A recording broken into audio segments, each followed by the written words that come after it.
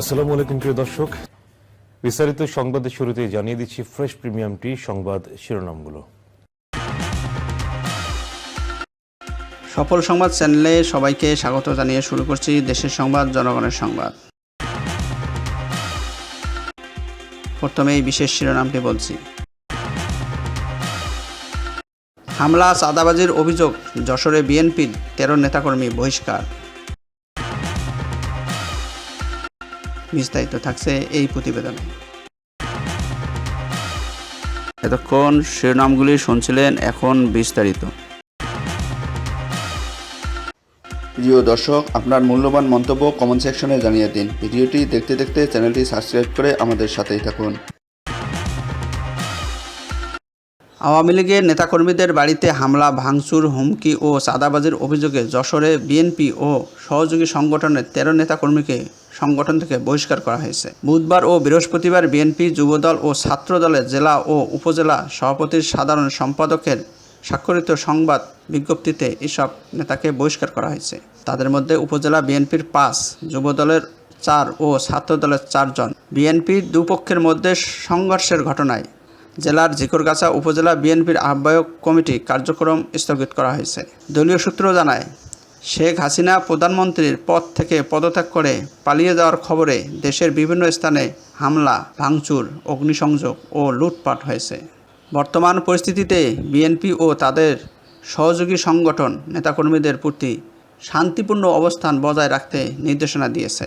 এই নির্দেশনা অমান্য করে যশোরে বিএনপির ও সহযোগী সংগঠনের 13 নেতা প্রতিপক্ষের বাড়িতে হামলা, ভাঙচুর, চাঁদাবাজি চালিয়েছে। এসব অভিযোগের ভিত্তিতে সংগঠন তাদের বহিষ্কার করেছে। সদর উপজেলার আরবপুর ইউনিয়ন বিএনপির যুগ্ম সাধারণ সম্পাদক ইউসুফ আলীর রাজনীতির পাশাপাশি ব্যবসার সঙ্গে জড়িত। আওয়ামী লীগ ক্ষমতায় থাকাকালীন আওয়ামী লীগ নেতাকর্মীদের সঙ্গে তার ব্যবসায়িক দ্বন্দ্ব ছিল। শেখ হাসিনা পদত্যাগের পর ইউনূস সেসব আওয়ামী লীগ সমর্থিত ব্যবসায়ীকে হুমকি ও তাদের বিভিন্ন প্রতিষ্ঠান ভাঙচুর করেছেন। অভিযোগের ভিত্তিতে সদর উপজেলা বিএনপি তাকে দলের প্রাথমিক সদস্য ও সংগঠনের পদ থেকে বহিষ্কার করেছে। বুধবার সংগঠনের সদর উপজেলা বিএনপির সাধারণ সম্পাদক মঞ্জুরুল হকের নির্দেশে সাংগঠনিক সম্পাদক আব্দুর রাজ্জাকের স্বাক্ষরিত সংবাদ বিজ্ঞপ্তিতে তাকে বহিষ্কার করা হয়েছে।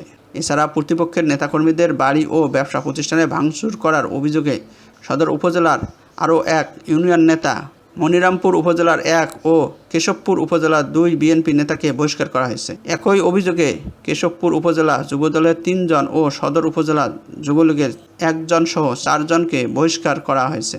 হামলা, হুমকি, ভাঙচুরের ঘটনায় সদর, মনিরামপুর ও কেশবপুরের 4 ছাত্রদল নেতাকে বহিষ্কার করা হয়েছে। বুধবার দুপুরে ঝিকরগাছা বাজারের উপজেলা বিএনপির দুপক্ষের মধ্যে ধাওয়া পাল্টা ধাওয়া ও উপজেলা আইনশৃঙ্খলা কমিটির সভায় উপস্থিত হওয়াকে কেন্দ্র করে সংঘর্ষের ঘটনা ঘটে।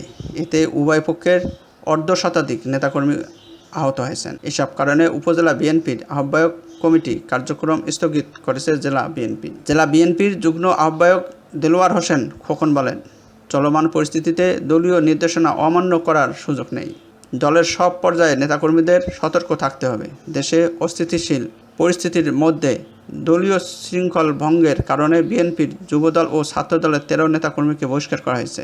এছাড়া দলীয় শৃঙ্খলার দায়ে ঝিকরগাছা কমিটির কার্যক্রম স্থগিত করা হয়েছে। শেখ হাসিনা পদত্যাগ করে দেশ ছাড়ার পর আত্মগোপনে রয়েছেন দ্বাদশ সংসদের যশোরের 6 এমপি, জেলা ও উপজেলা আওয়ামী লীগের সভাপতি, সম্পাদক ছাড়াও উপজেলার চেয়ারম্যান, পৌরসভার মেয়র ও কাউন্সিলররা।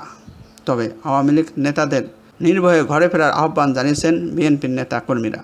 বুধবার যশোরের সার্বিক আইনশৃঙ্খলা পরিস্থিতি রক্ষার্থে রাজনৈতিক দলগুলোর সঙ্গে বিশেষ মতবিনিময় ও আহ্বান জানান বিএনপির খুলনা বিভাগীয় সাংগঠনিক সম্পাদক অনিন্দ ইসলাম অমিত। পরবর্তী সংবাদ দেখার আমন্ত্রণ জানিয়ে শেষ করছি। আল্লাহ হাফেজ।